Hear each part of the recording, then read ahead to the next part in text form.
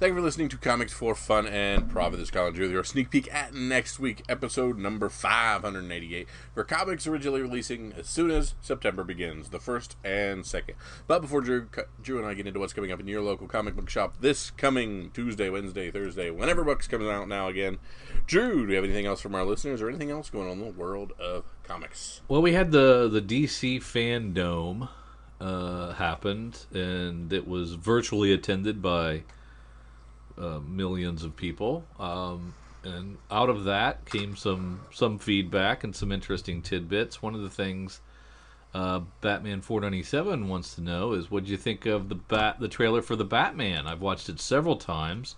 I'm very excited with the tone and approach. I really like the idea of this being a standalone series instead of forcing it to tie in with Aquaman, Wonder Woman, and the other franchises. What do you guys think? Did you watch it? I'm assuming you did. I watched it multiple times from the second. In fact, I texted to you an hour after it hit. Yes. So yeah, it looks really cool. I love the dark tone of it. I think it's awesome that it looks like we're going with the Riddler as our bad guy. And I've heard people talking, and from what I've seen, it looks like maybe we're going to go kind of a direction of almost like a Saw with the Riddler, like the bad guy Saw, like a murder puzzles. Okay. And that would be amazing if we do that kind of thing. Yeah, I've heard somebody saying like detective-y, mm-hmm. A detective story. I've heard Court of Owls was maybe hinted at in there. Yeah, it was pretty crazy. But then, like, there's this shot of the henchmen, and they've all got, like, Joker smiles on, so I didn't know, not really sure what's going on. But I like the kind of dressed-down look of Batman, where he's just, like, when he walks into the room, he's just got, like, regular boots on, and just, like, I don't know, it's pretty cool looking. I really enjoyed the part where he just beats the living crap out of the one guy. It's really well done. Yeah, I think there were people that were like, watch that over and over again. Mm-hmm. But yeah, it looks good to me. I've been there for them all, so I'm okay with them. Even the Shoemaker ones with the bat nipples were okay. I didn't hate them. Yeah. Yeah, a lot of people hate those and like to pretend like they didn't exist, but they're all right. But man, there've been some great ones. So there you go. We'll see how this turns out. I'm hoping it's great. Wade Ledden says, I am hoping to get Spawn 309B, but I don't have my hopes up. I'm really going to start looking at all the Spawns again. But run and don't walk for Spawn 309B. It looks like it's already $30-ish.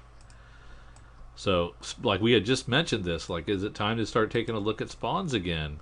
Yeah. With the multiple covers, and it looks like that one's the hot one. So, yep. Gunslinger Spawn. Thankfully, our friends at Cowabunga saw this spec better than we did, and they actually ordered a good bit. So I was able to jump in at the 11th hour and say please on that one to get one thrown in my pull box. Thankfully.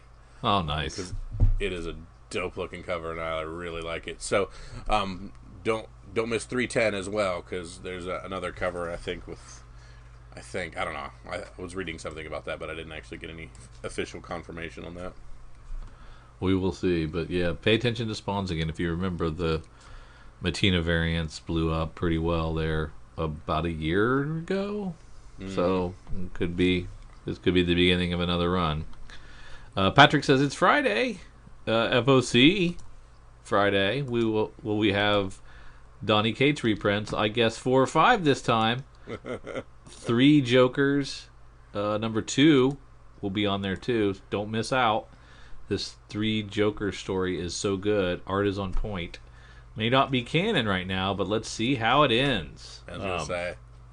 I don't care about it being canon or not. I think it is canon. Right? I mean we'll see how it ends to see how far of a jump, quote-unquote, canonical is with it. But yeah, but I mean, let's we're just bringing say in, I'm in. Yeah, I don't know if I can't spoil it. If you haven't read the first issue, issue is fantastic. We'll talk about it another time because the first issue was really great and brought in a lot of elements from great stories of yesteryear. So I loved it, and I'm looking forward to number 2 a lot. Whether you spec or not, this is a book to make sure you read. Yes, and there's supposed to be 3 of them. So I mean, just plan on splurging for all 3. Yeah, boom, boom, boom.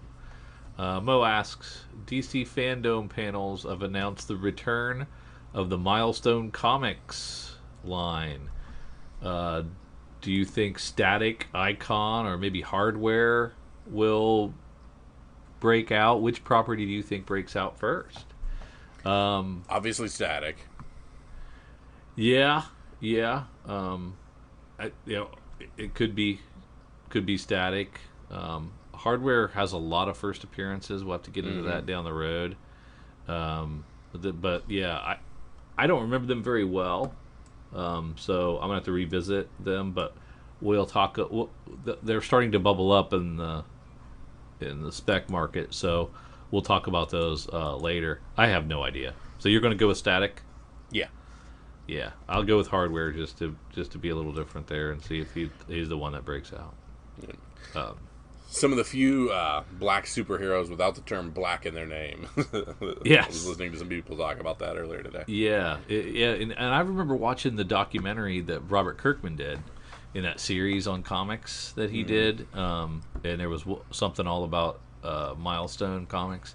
It was really great, and it was cool to see all those creators. I hope they're still around and can reap some of the benefits of their properties being revived. Not that they probably own a piece of them, because DC probably owns 100% of them. Say, most creators were just independent contractors. But you might get the Static created by blah blah, Yeah, 100%. tagline on there. So that'll be kind of nice. I'm looking forward to this. I think it's a great move and really smart of them to go back and revive this and bring it back. And then for us speckers, we can go dig through the long boxes and find these Milestone comics. You see them every once in a while turning up. Oh, yeah. So you can get some. eBay's already a buzz with Milestone stuff. So if you want some, you can get them. You're just going to pay a little more than you would at a dollar bin, which is what I was hoping for. Maybe there might still be in there. I think that ship has sailed. Maybe last week you could have grabbed a few of those, but now I don't think you can quite as easily. Let's see. Martin says, looks like Jim Lee told The Hollywood Reporter that Batman 3 Jokers #1 topped over 300,000 copies sold. Are we ever going to get numbers again? Hey. Kind of. Good transition. We have some Comic-Con data now. Yeah, the somebody turned the lights on at Comic-Con. Yeah, so they've been furiously working behind the scenes, doing a lot of housekeeping, and have decided that they're going to put something out. In nature abhors a vacuum, and they're going to put something out. So if you go over to Comic-Con, COMICHRON, it's been a long time, so we'll remind you there. And they have numbers for the missing months: April, May, June, and July. Now, April, if you'll recall, had a whopping 6 comics released. So it's not abundant data, but still, it was a month, and comics were sold. And Daphne Byrne takes the top slot with its issue 4. The Dreaming takes the second slot.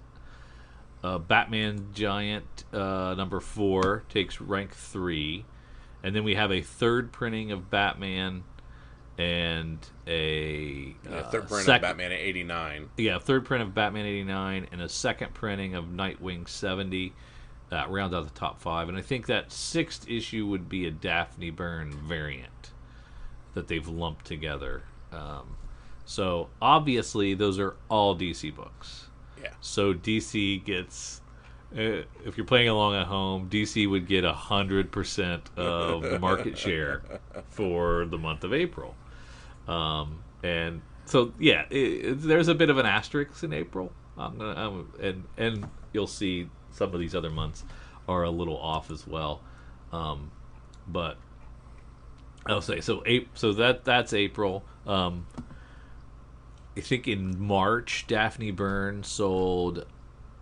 Was it like rank 137? So like sold like 25,000 copies, maybe 25,000 copies. Mm-hmm. So I don't know that they did that well, but maybe they did. So we can be generous and give them 30,000 to take the top spot, if we get that raw data.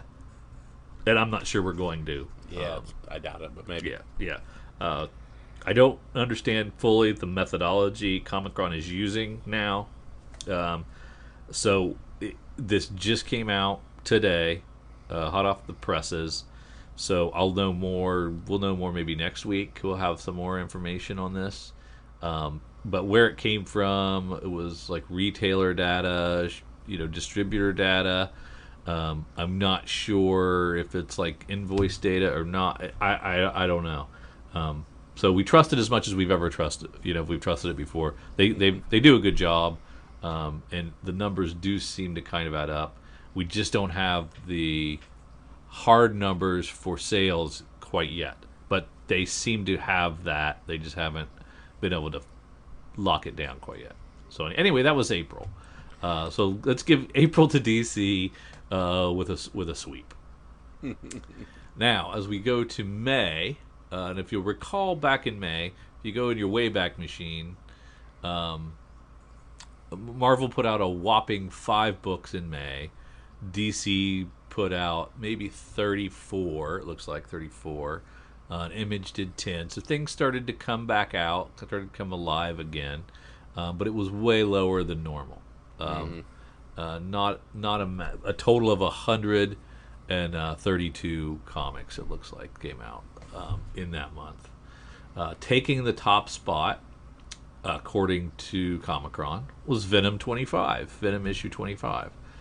And that was a big one. We had talked about that, and at number 2 was Amazing Spider-Man 43. At rank 3, we think is Deceased Unkillables. Yeah, all of the variants together. If you fuse it, okay. Yeah. So let's look at the fuse numbers. Yeah, you're right.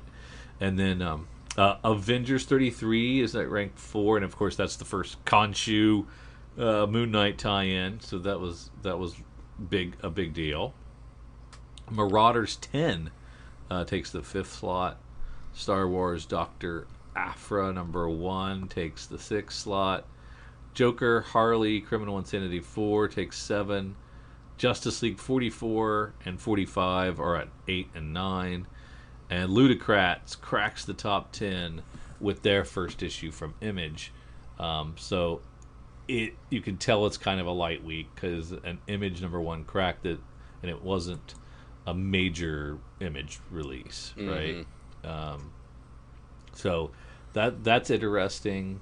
Now, as far as like where do these numbers, do you think Venom was over 100,000? Was there that much interest in May for comics, or was the whole industry so dampened? Because I don't even think these came out until like if Marvel only did 5 comics, they probably did it later in the week. It was or later in the month, like May 20th, right, or something like that, 15th or 20th, when they turned the spigot back on and started putting comics out. So I don't think they cracked 100,000. Do you? No. Not even with 25? Maybe Venom 25? Maybe, but I doubt it. Yeah. But a win for DC is a win in this month. No, would be another win for DC, even though Marvel took 4 of the top 5. They only had 5 books, so that's good enough for 25% of the dollars. So actually, they were 5 of the top 6, and that was their whole slate. And that was enough for 24% of all the sales.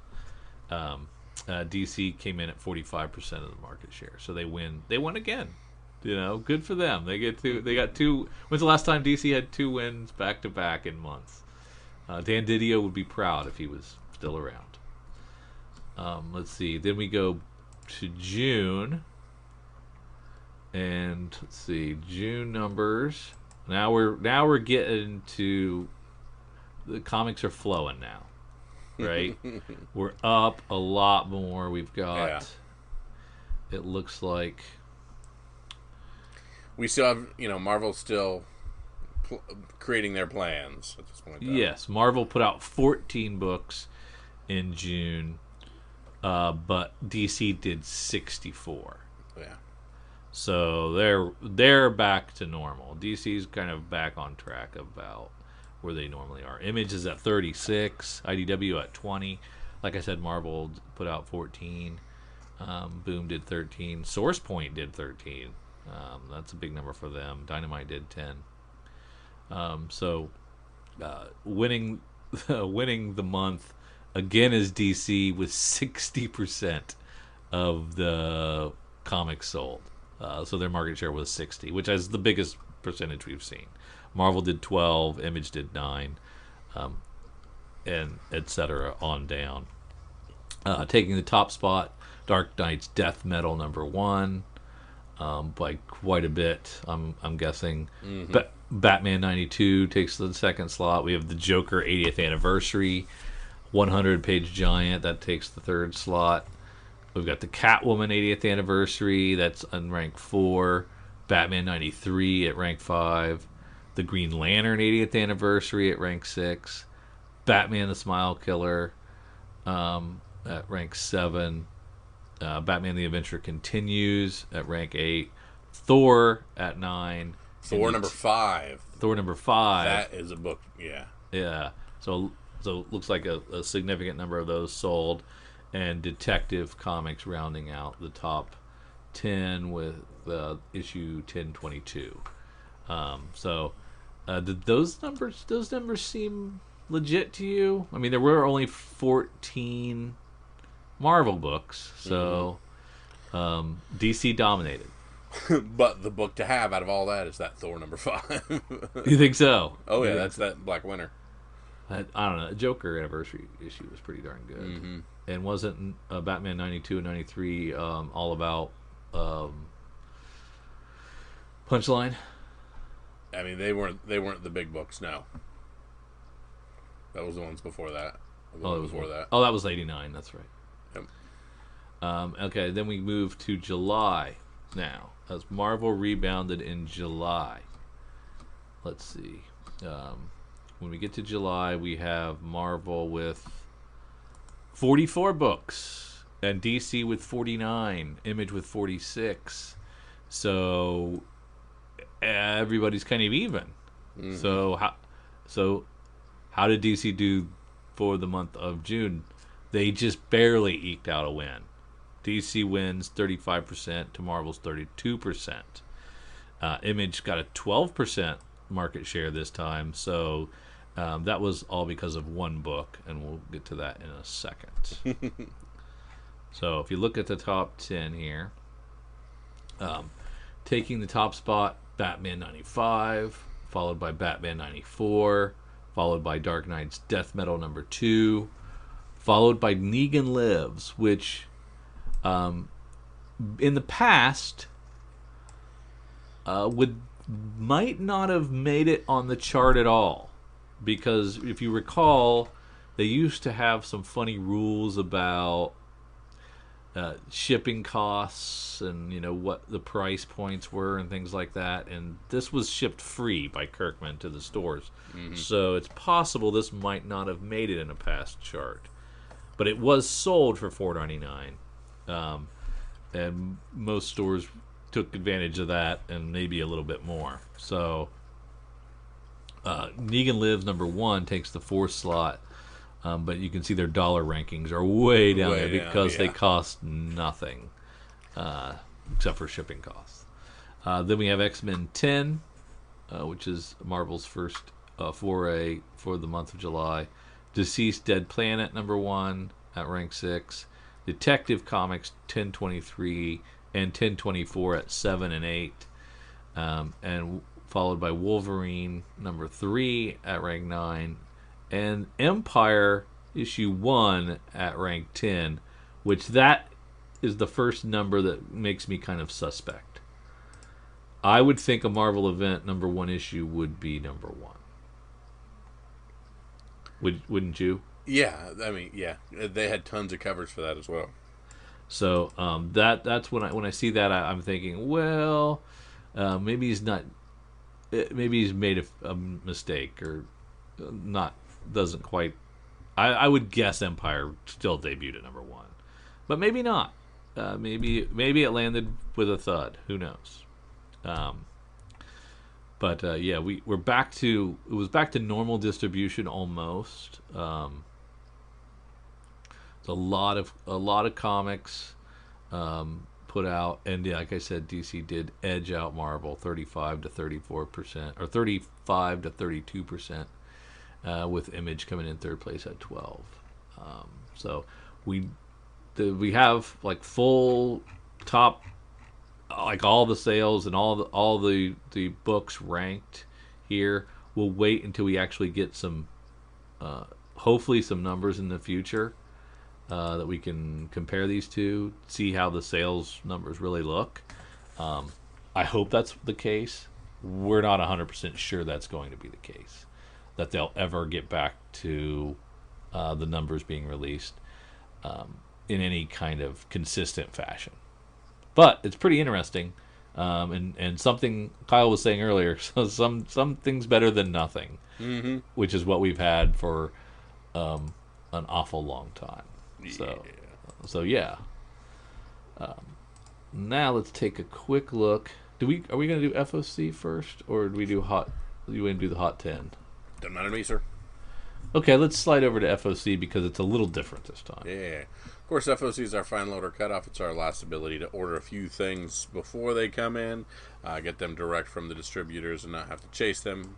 They should be able to be right there in our pull boxes when we get to the thing. This one's going to be a little bit different. Please note, DC has 2 FOC lists on our current FOC form. Due to their new distributors, weekends with a Monday holiday require FOC orders the Thursday prior to their what would normally be a Sunday night FOC. So, we have the items for August 30th due by 6 o'clock. Or yeah, we've got some of the DC Direct due by 6 o'clock August 30th. And some of them for the September 3rd books, that would be the Thursday, due by 6 o'clock on Thursday, September 3rd. And of course, all of our other publishers are just by Monday. They're 6 p.m. date that day. So we've got, so it's August 24th. Uh-huh. No, wait a minute. Shouldn't it be... No, that can't be right. It can't be August 24th. It's got to be August. Yeah, okay, so it's August 30th, August 31st, and September 3rd. Yes. I don't think that's right, where it says August 24th. Yeah. That would have been last week. We have passed that, yes. Yes. It looks like Thor number 6 second print is being reoffered. Yep. Thor number 6 second print being reoffered. If you ordered it prior, you're still on that list. Of course, Eric offers us this wonderful list that he curates for FOC for us so we can continue to add things to our order. He also features a few things on that order to make sure we don't miss them. One of the items that he is featuring is Batman 3 Jokers number 2. He's telling us about that Jason Fabok cover, we've talked extensively earlier about how good we think Batman 3 Jokers number 1 was. So you should hopefully be able to run into your shop, grab yourself a 1, and while you're there say, go ahead and FOC me number 2. And go ahead and make sure I get number 3. We also have Dark Knight's Death Metal Speed Metal number 1 from DC Comics. The Howard Porter cover A on that as well. More DC items. Batman the Joker Warzone, a one-shot, and that is one of the 9-3 books. So that won't be due Sunday. That will be due Thursday. Yeah, same thing with Wonder Woman 1984, number 1, the one shot. Also a 9-3 book. More importantly, we have Spawn 309 second print. So if you can't get a hold of those second print, or those first prints of Spawn 309, we have your ability to grab that second print right here on this FOC. Immortal She-Hulk number 1, Alex Ross She-Hulk Timeless variant. We talked a bit about these Alex Ross Timeless variants and how friggin' awesome they are. Here's yet another example with She-Hulk. Juggernaut #1 of his 5-issue series, and of course Scotty Young giving us that Scotty Young cover, and that is really cool. I like that with Juggernaut, just super happy and showing us a little bit of Kool-Aid Man action almost. Thor #5. We talked about how important Thor #5 is when we talked a little bit about Comic-Con numbers. It is on a 4th print, and it has a cool looking cover on that. And I'm not sure if we've reached the point where Marvel is saying just put out extra printings because these speckers are just too easy. But man, they look good, and I don't want to be the one to miss out on one of these future prints that shoots up to $300 for no darn reason. Exactly. We have from Boom Studios, Unkindness of Raisins. Of Ravens, not raisins. That would be really cool. Bring back those California raisins. The Unkindness of Ravens, #1. Dan Panosian on that one. And then from Vault Comics, Autumnal #1. Looks like autumnal. I will call it autumnal. Daniel Kraus writing that one. But there's all kinds of books available in this FOC, all kinds of things. So Drew and I are going to try to make hide nor hair of it and dig through and see if we can find anything else that we think we need to add to our orders. And we're going to start with the first of the DC books that are due this Sunday. This Sunday, yes. Correct. But I'm probably going to do like the whole FOC at once because that makes sense to me. We're looking at it now, so yes. Yeah, and then this has got to suck for Eric and for any LCS that has to figure this out and navigate these arbitrary changes that just seem to be popping up over and over again. As if DC hadn't ticked off our good friends at the LCS is enough. Yeah, to continue to do stuff like this, it's got to be annoying. Go ahead. Do we like the Dan Mora Batman Beyond 47 cover? Yeah, it's a really cool looking cover. Very much so. He doesn't normally do covers for them, right? Not, especially not cover A's. If he does do things, it would be, I would think, the cover B, right? Yeah, exactly. That's interesting to me. I'm curious as to why that change.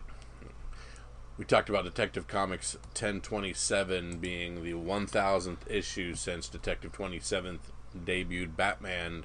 We are already available for a hardcover version of that 1027, which you can get for one heck of a discount if you pre-order that beast.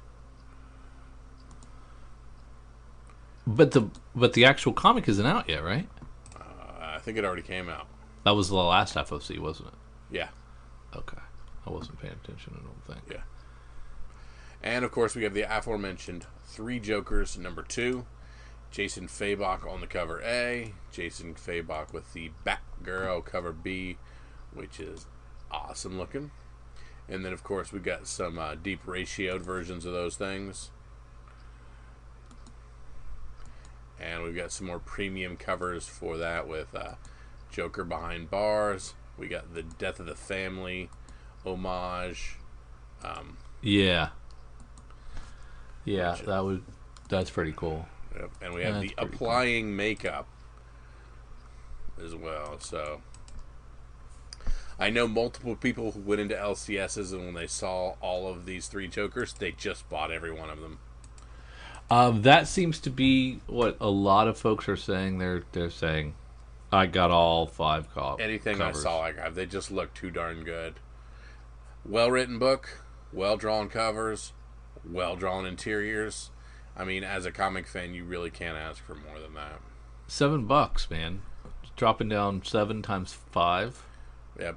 Man. And, I mean, there's a searchable ability for, I think, 16 covers for the first one. Oh, really? Yeah. Just FYI. Can you see the Peach Momoko 1 in 25 of the speed metal? Yes, it's neat. Not great, but good. Good Peach. It's not a $50. Not worth $50, right? Time will tell, my friend. I wouldn't bet against her. Yeah, that's true.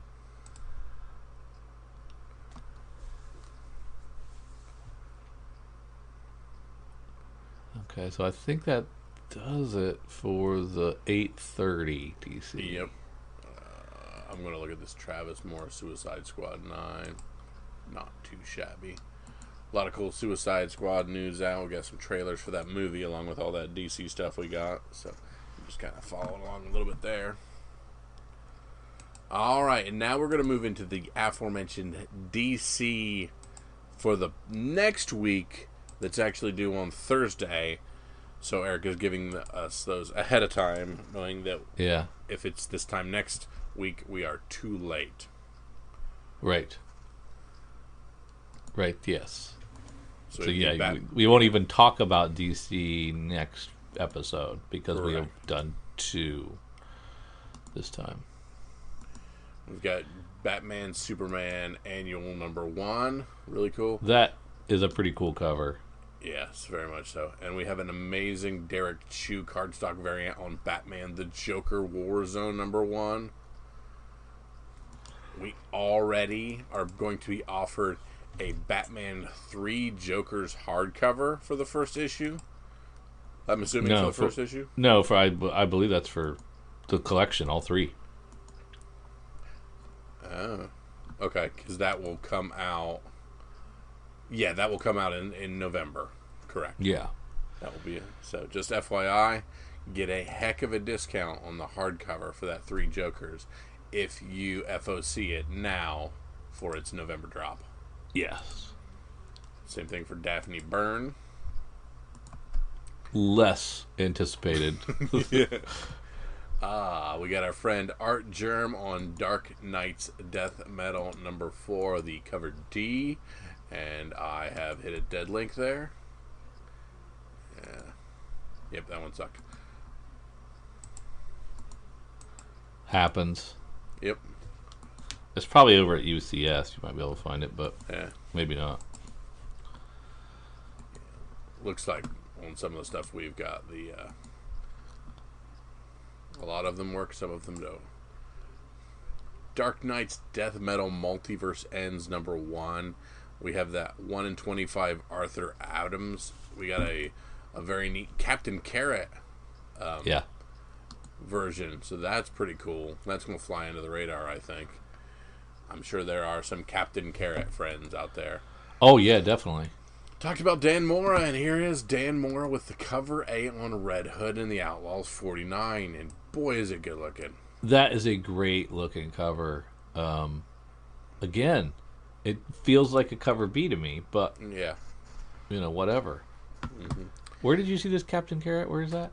That is when I clicked on blah blah blah blah blah blah blah blah. Was that Dark Knight's Death Metal?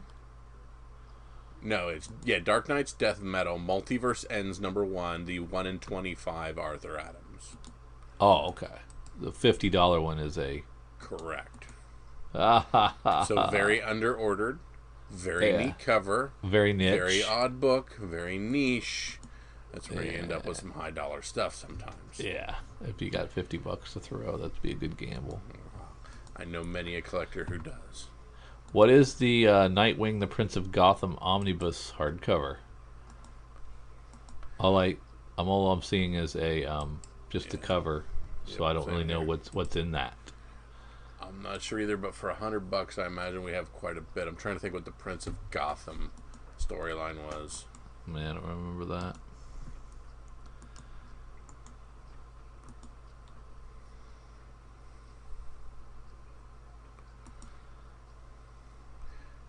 So that is actually, it's the New 52 Adventures collecting Nightwing 0 through Nightwing 30, Batman 17, Young Romance, Valentine's Day Special 1, Nightwing Annual 1, and Secret Origins 1.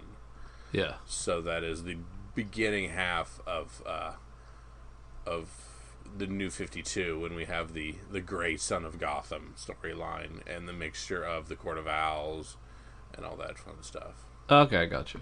Haley's Circus and all that fun stuff. Lady Shiva. Oh, yeah, that was a good storyline, too. Okay, I remember that. Yep. And that appears to be all I'm interested for DC. Yeah, me too. And it looks like every time we got a Monday holiday, we're going to have a few more hoops to jump through as if we didn't have enough. Yeah, we're gonna have to get our ducks in a row as far as DC's concerned a little early. I have not finished it up, but I've been enjoying the Wonder Woman Dead Earth series. We have the ability to pre-order the hardcover for that as well at a very good discount. It will be releasing December the 1st, but here's your final chance to get that for that awesome discount. I did not finish it either. I read the first couple. I liked it. I got to finish it up. It's 3 or 4 issues. I can't remember. But yeah. So there's your chance to get the good discount on that if you want to grab it. And off to our standard publishers, what are going to be due by 6 o'clock on Monday. Yeah. And let's see, we've got nothing in Dark Horse that I care about. I believe we missed the boat on Canto 2. We talked about it, but in the end, we did not poop or get off the pot. There was an Eastman cover that was an homage to those first TMNT covers. Oh yeah, it was like like a red tone. Mm-hmm. Do you remember that covers? Yeah, yeah, really nice. And I don't think we had an image during FSC, Yep. But it was very nice. So I'm not sure if that's going to be the same deal with the second one issue. You're right. Yeah, I'm having trouble with links too, Kyle. They are opening. But yeah, I wish we could have pulled the trigger on that Canto. I think we missed out on that.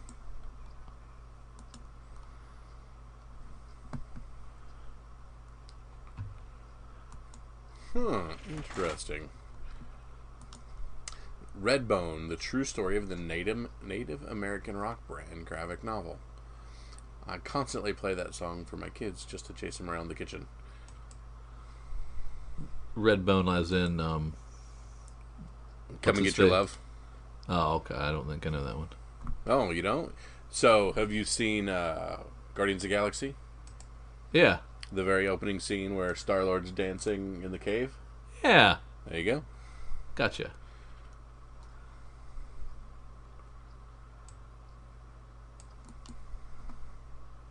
Are your links working? Nope. Any of them? Nope. Yeah. Okay. So just the DC links were working. But there is a chance to get the second print of that Spawn 309. And, yeah, that's tempting. It looked like the exact same cover, right? Yeah, it looked like the exact same cover. It just says second printing, but that cover's so awesome, I did not want another cover. Yeah.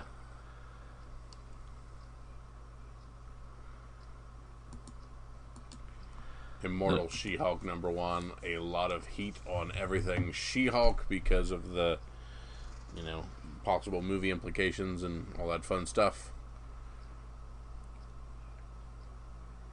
And of course, we talked about that Alex Ross Timeless She-Hulk variant. You can get the standard, or you can get a Virgin Sketch variant if you want to go deep, deep, deep.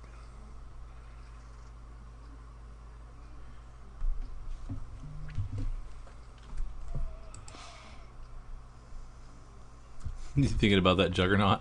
Yeah, that's exactly what I'm looking at. Those are really cool. I read that first Maestro. Uh-huh. Really good. Oh, yeah? It was really, really good. I was super surprised. And the fact that there's a second printing is also tempting. But yeah, it was a really good issue. Highly recommend.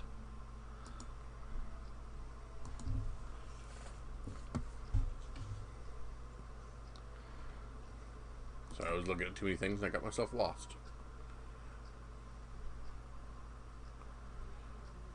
We have some Star Wars Bounty Hunters. We have the 5, and then 2 goes to a second print as well. I don't. He might not have been far off on. So we got Thor 2 5th, Thor 5 4th, Thor 6 2nd, Thor 6 2nd again, and then Venom 4, Venom 25 fourth, Venom 26 third.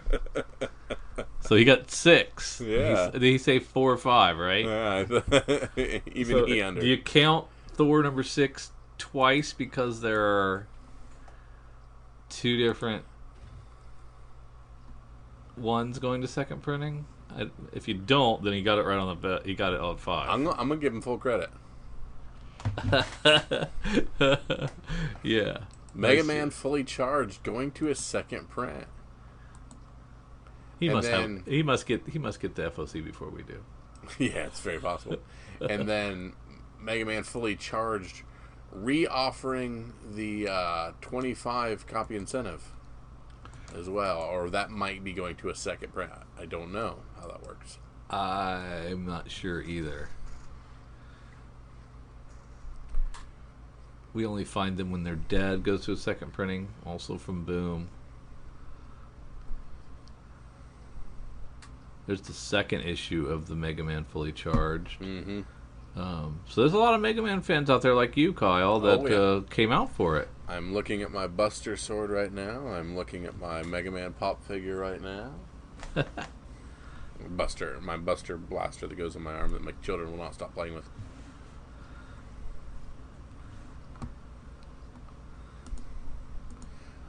From Aftershock Comics, we have Miles to Go number 1.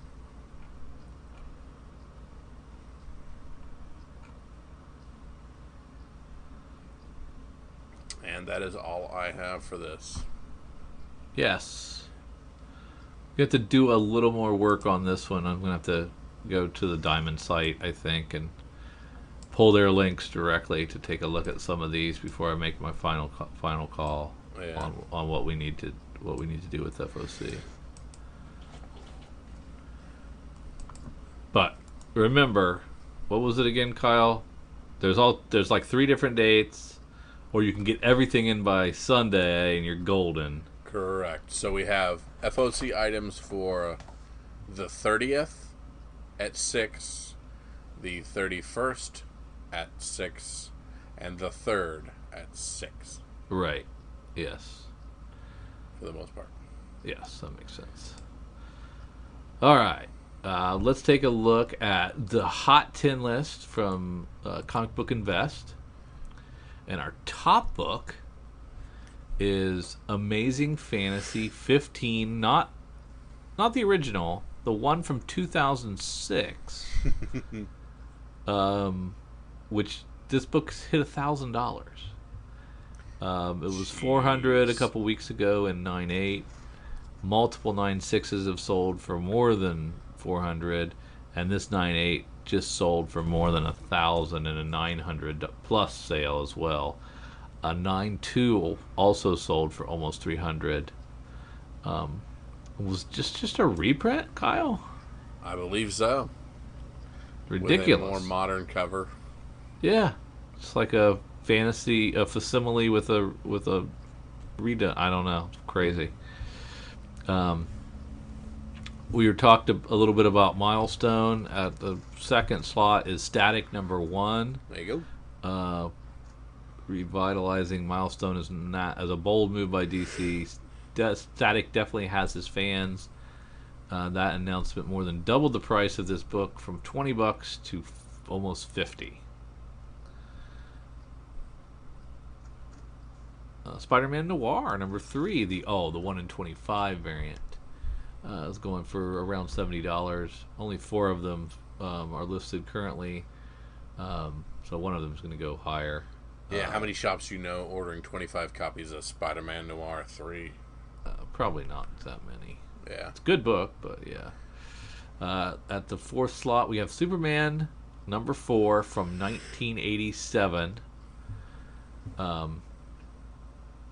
When the DC fandom announced that Idris Elba would play Bloodsport in the next Suicide Squad movie, prices jumped to $25 to $30. You could probably find this in dollar bins. There you go. Spawn 309, the Todd McFarlane variant. The Gunslinger Spawn continues to sell $25 to $30. There's some controversy with this book as well, as some sellers were only selling copies at current market and not cover price. what are everyone's thoughts on that? Well, Yeah, we hate, Midtown before Wednesday even hit had it for $18 before the day hit. and probably, and if we talked to our one customer or our one listener that shops there, they probably pulled it back out of the guy's pull box. Yeah, if you had a pre-ordered it, you ain't getting it. Yeah, this one crushes me. Ice Cream Man #1 Oh wow! was selling for just under $100, and now it's $200. I think I have 2 of these. Kyle, guess how much I sold mine for? $11. I sold it for 18. Oh, I sold it for 18. Oh my god! I think we both jumped on this. I might have these laying around. Well, they're $200 laying around there, so pick that sucker up. Something is killing. Which box did I put it in, Drew? Where is it at? Could be anywhere. Something is killing children #1. Now up to $90. That's crazy. And that's just the standard A cover, which I believe is what I have. No, I think I went with the FOC variant. Dang it! Batman #4 and 6. 4 is missing from my collection somehow. It was one of those that dropped through the cracks of my New 52 run from 2012. Let's see. They are both selling very well, #4 and #6, because of a greeting card in the Batman trailer that teases the Court of Owls. Mm-hmm. Not to mention the Gotham Knights trailer. And issue 3 is the cameo. #4 is the first appearance. #6 has the better cover and is being hailed as the first appearance by some.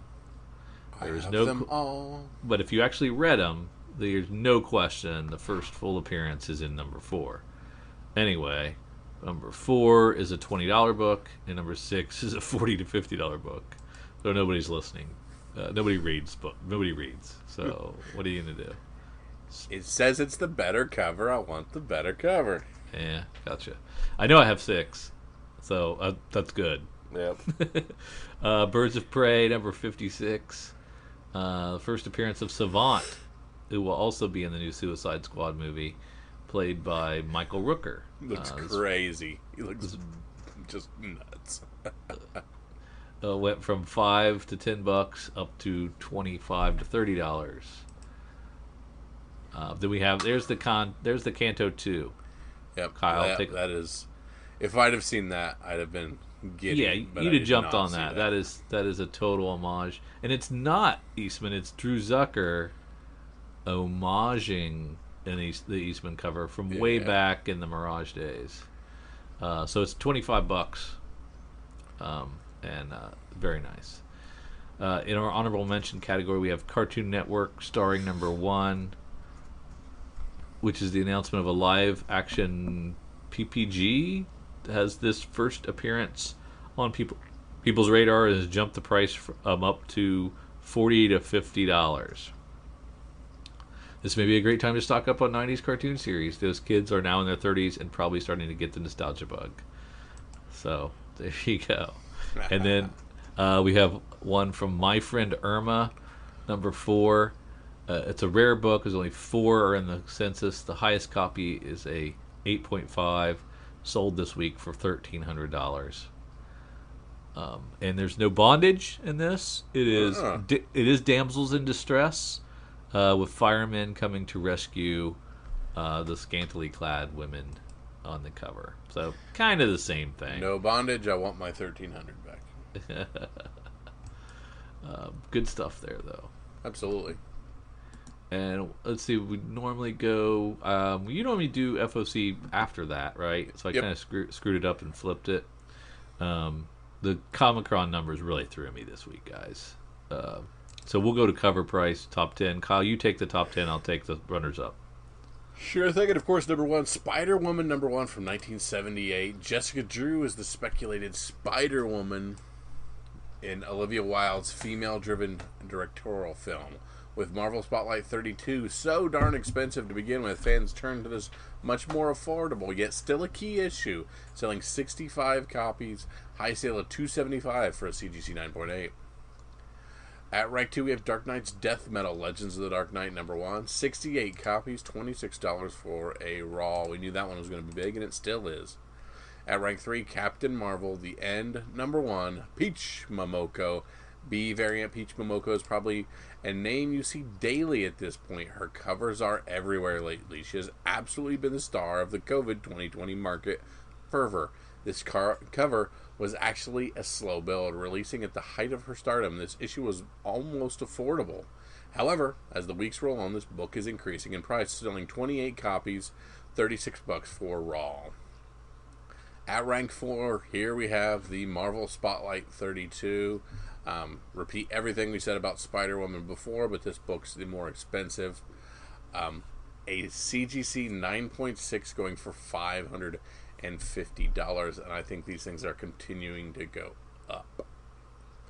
Talked about Thor #5 several times already today, and here it is again. Black Winter is, of course, still hot. In fact, he seems to be getting hotter. His first appearance continues to sell. 47 books continuing to sell. A CGC 9.8 going for $275. Drew talked earlier about Maestro. There is a George Perez 1 in 25 variant for issue 1. Already up to $40 now, so some movement on that. Moving 57 copies in the open market. But 1 in 25, you had to pay close to $40 for. Yeah. Right? Finding some of these shops that are throwing them out for $10. Yeah, maybe.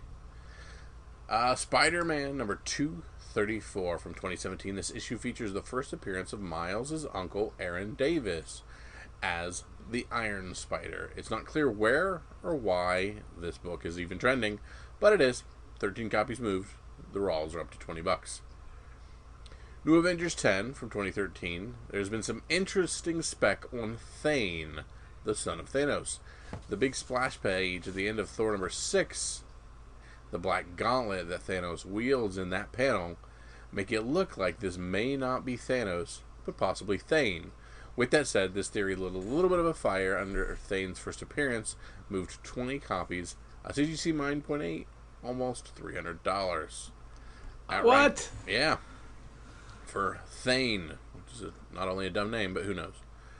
Amazing Spider-Man 375 from 1993. This book is a holdover from last week, as Anne Weying, whose first appearance is in this issue, is still trending due to her appearance in Venom 27 as a member of a team of Agent Venoms. This was enough to sell 31 copies and move it up to $190 for a 9.8 CGC. And you and I talked about the ash can for Teenage Mutant Ninja Turtles several weeks back when it popped up. IDW has delayed the much anticipated series due to creative changes. It was reported that retailers were unhappy with the lackluster artwork they saw in this ash can. Hence, IDW bringing in artists Isao Escorana and Isaac Escoranda. What will change and how much will change is unknown. However, what was seen in this ash can is most likely going to be different in a lot of ways, making this an instant hard-to-find collectible.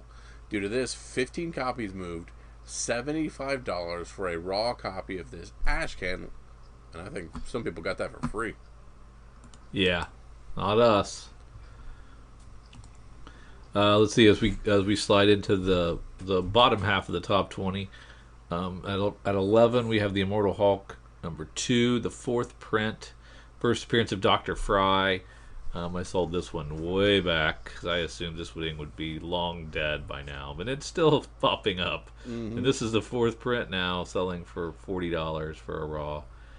Infinity #4 from 2013, a Marvel book. First full appearance, origin of Thane, as noted before.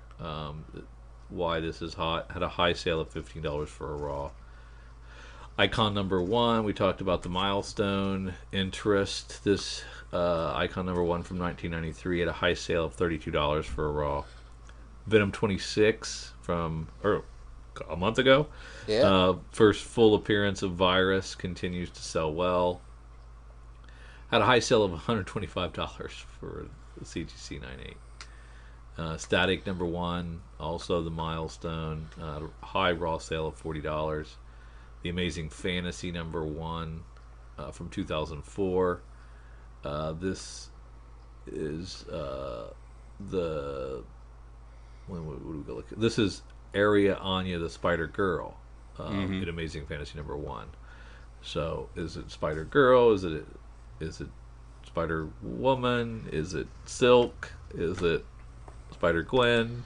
Who is it? Is it Miles? You name a spider. It could be anything. At number 17, we have Moon Knight #1 from 1980. The big one, my fave. Had a high sale of $85 for a CGC 9.6. That seems low. Ultimate Fallout #4, of course, that's Miles Crazy. And had a high sale of $11.50 for a CGC 9.8. Icon #1 Collector's Edition from 1993. This DC book had a high sale of $125.50 for a CGC 9.6 because it was polybagged. How do you CGC a polybag without being able to see what it looks like inside? Yeah, what if all the corners are bent? Right? How would you know? I would imagine you have to take it out of the bag, right? I don't think so. Dark Knight's Death Metal Legend of the Dark Knights #1, the Carrie Andrews 1 in 25, rounds out the top 20 with a high sale of $400 for a CGC 9.8.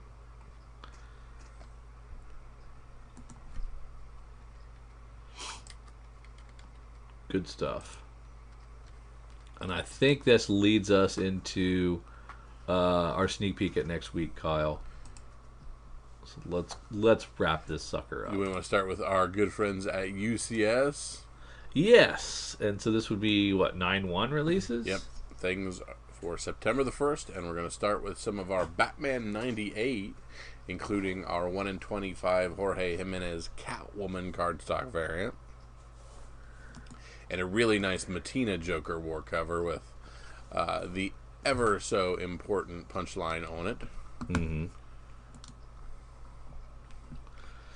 Fantastic Deceased Dead Planet covers as well. I really like that Yasmin Putri movie homage. That's very nice. Very noirish. Yeah.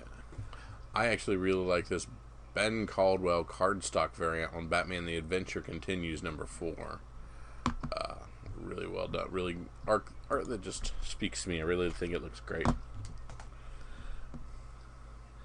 I don't know that the D for Deceased, it's obviously a crime novel homage, but I don't know that that's a big enough homage to bring people out. It's not Dr. Seuss, right? Yeah. Deceased Dead Planet #3, the Matina cardstock. That's one of the best covers I've seen in a long time. And you like that one, huh? Yeah, I prefer the Putri. No, that thing's amazing. We differ. Dollar Comics doing a Batman 663 and a Catwoman #1. I love these Catwoman series from the early 2000s. Darwin Cook, Michael Allred, Ed Brubaker. They're really great creators on that. I've been snapping them up for years. They're just, I never did put the whole run together, but I pick them up when I can just because I love them so. They're just really pretty covers. And good stories too. Nice Derek Chu cover B on Young Justice 18. Of course, we know some of these DC books are not long for this world. Is Young Justice one of them that's getting the axe? I think so, but don't quote me on that. Tom Taylor writing Hellblazer, Rise and Fall, #1, a 3-issue series. So, it's a Black Label. So we got Tom Taylor, we got Black Label, and we got our boy Constantine. Yeah, and the other Constantine series has been really good. The Cy Spurrier. So, but this is going to be great. This is going to be awesome. I can't wait. Yeah, I can't. This will be a really fantastic. So I might have to pick this up just because.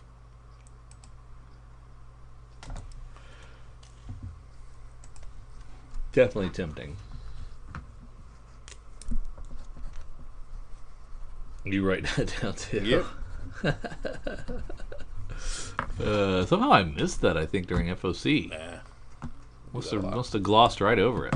All right, that's all for our DC stuff. So we're going to head over to previewsworld.com, find new releases, find September 2nd, 2020, and start digging in these image books. There's our Ice Cream Man second printing for the Places You'll Go homage. We expected to do really well, but it was heavily ordered. I believe they said it sold more copies than issue 1. Keep going. These should sell out, and give me a third print. Let's go. One fish, two fish, red fish, blue fish, or Lorax on the next one. I am continuing to be in. I had to do Green Eggs and Ham because that was one of the stories in the comic. There you go. It was like hash, smoke hash with something. it was really funny. Nice.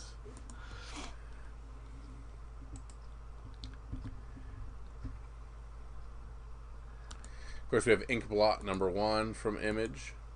Another Kubert and Rusty Glad writing that. New ongoing series follows a powerful sorceress attempting to correct her greatest mistake, the creation of a magical cat that can travel through time, space, and reality. There's a Sexual Gary special from Sex Criminals. He skipped out on this. I know I've been in for the whole series, but I skipped this. I'm just like, you know what? This seems like a cash grab to me. I'm gonna bounce. This is what finally makes you seem like a cash grab from Sex Criminals? Yeah, finally. Down to Dark Horse. We talked a little bit about Orville at one point in time. Yeah, these are fun reads, but no spec worthiness at all. How about Spy Island? Chelsea Kane. I like mysteries. Mystery comics are some of my favorites, and so this looks really great. This is the Bermuda Triangle mystery. Does Chelsea the Bermuda Triangle have a feminist agenda?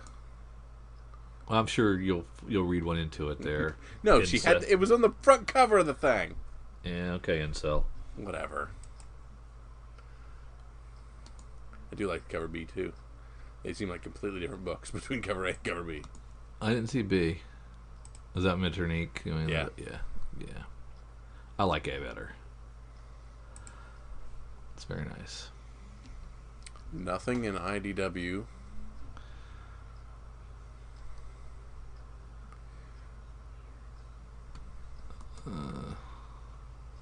We have Black Widow down at the.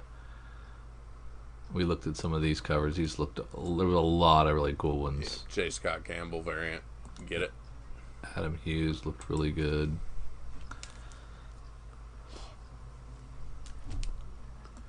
Michael Cho doing a Fantastic Four on the Empire #6. Kind of a neat stylistic approach. Oh, yep, we liked that a lot. Yeah, I remember that.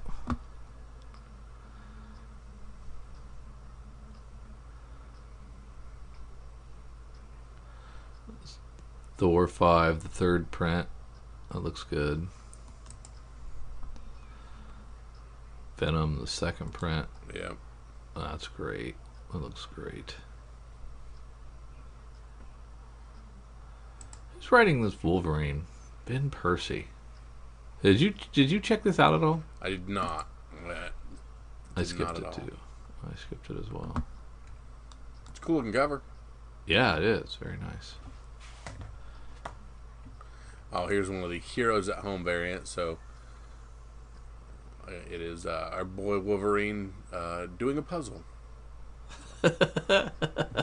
Hanging out at home, stopping the spread, flattening the curve. Good boy Wolverine. Are there any other of those? I think that's the only one for this week. That's great. That is a very good one. Were those offered on FOC? I think so, yeah. And we had a couple last week as well. Yeah.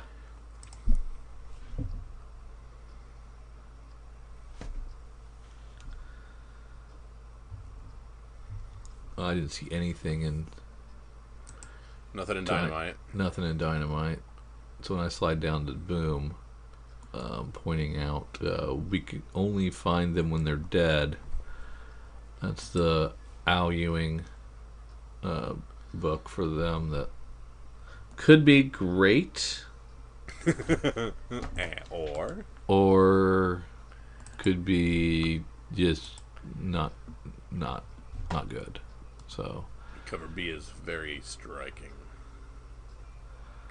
The Infante variant. Oh, it is. You wouldn't lie to me. Mm-mm.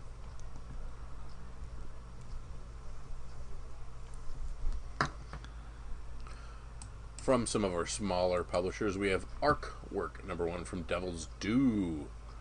Arc World? Arc World. What did I say? Artwork?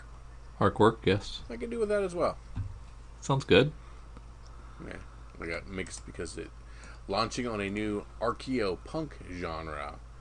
When a discovery turns our understanding of history upside down, we meet a couple who abruptly find themselves swept up in a deep state conspiracy that threatens their world. Only the year is 11,000 BCE.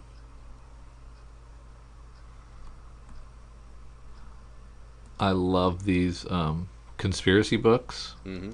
There's another one, and it was a series, like 1 through 5 or whatever, and now they're just kind of doing just one shots every once in a while. This one is about the conspiracy that some kind of space debris that landed, and they're whacking her out there, and but they're fun little conspiracy stories, and it's like a little Twilight Zone episode. Very cool. Broken Gargoyles #1 from Source Point Press. Bob Sally writing this. In the diesel punk post-World War I miniseries, two men come home from the war scarred and forgotten. One man is looking for redemption as the other looks for revenge. Both are on a collision course towards each other and nothing can stop them.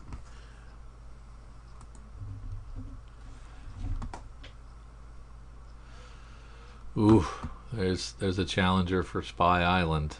I got this Grendel, Kentucky down here. From AWA. They've had a lot of good books out. This is about 2 generations. The rural hill town of Grendel, Kentucky has honored its Faustian bargain with the monster living in its abandoned coal mine. A human sacrifice every season in return for agrarian prosperity, the likes of which this rocky region had never seen before. Including its greatest cash crop, the dankest weed in the land. I just think it's going to be good. Yeah, we talked about that at FOC. It looked like a lot of fun. Yeah.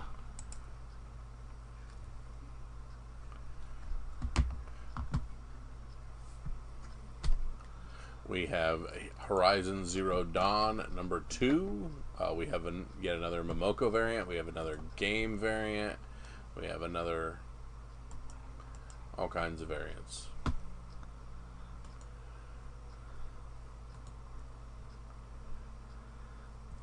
And hopefully I get those this time. Oh, I like that FOC. That's a Momoko. That's the Momoko. That's what you ordered 2 of those. 2 or 3 of those, I think. Where was Spy Island an Image comic? That I don't know. No, it was Dark Horse. Yeah, I was going to say. You weren't going to say. I was thinking about it. Yeah, it's a good cover too. I like that. Anything else, Drew?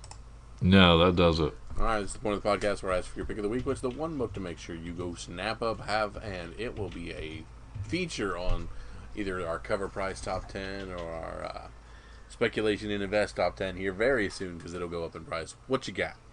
I'm going to go with Spy Island. Very cool. And I'm going to give a shout out to our good friend Tom Taylor and his Hellblazer Rise and Fall #1.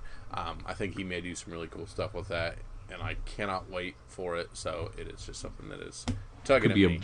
Could be a Batwang situation. There you go. Have we seen Constantine's penis yet? That's the question. I do not know. Does it have wings? I don't think so. Okay. See, these are the questions we need answered. Very important stuff here. Yes, absolutely. So we want to thank you for tagging along with Drew and myself as we've gone through all kinds of stuff. We got extra FOCs, we got extra Comic-Cons, we got top 10s, we got top 20s. You name it, we've gone through all kinds of cool stuff in the world of comic because there's all kinds of sales going on, all kinds of things heating up, all kinds of speculation because right now all we're doing is speculation about movies because nothing's here to watch at the moment. So there's some very cool stuff. If we missed something here and you think there are spec-worthy books in this pile of things coming out this week that we missed, drop us a line, be part of the podcast. Tell us what you think the books are. If you agree with us and you're gobbling up all the things that we tell you you should gobble up, let us know how things are going with you. And if you're making some money on the spec market, because, boy, it ain't easy, but there are some easy wins at the moment. So, cannot beat that. So we thank you so much for joining us. For Drew and for myself, see you.